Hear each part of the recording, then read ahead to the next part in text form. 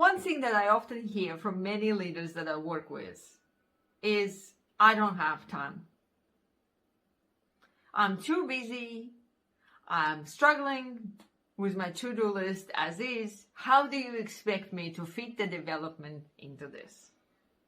I know this is true for many of you because time commitment was the main worry that many of you mentioned in the self-assessment of your leadership that we've just administered.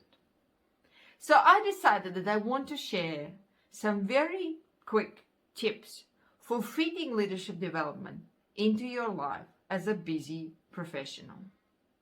I wrote an article for Harvard Business Review on this very topic end of last year and identified several key strategies that allow busy professionals like yourself to still continue on their journey of leadership development.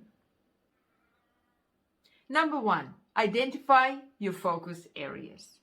By now you have received the results of your leadership assessment. There's a lot to unpack there. I am sure that there's heaps of different competencies where you think you need to invest some work. However, you will get the best results if you try to focus on just few areas at the time. Number 2, dedicated time and practice. I know how it sounds, another thing that I need to do. But really, if you can spend just 10 or 15 minutes a day, you are going to see incredible results. I guarantee it.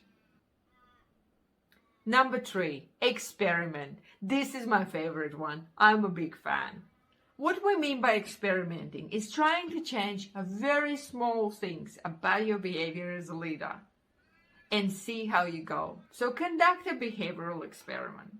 So imagine you have a conversation coming up with a person and you know it's going to be a difficult conversation.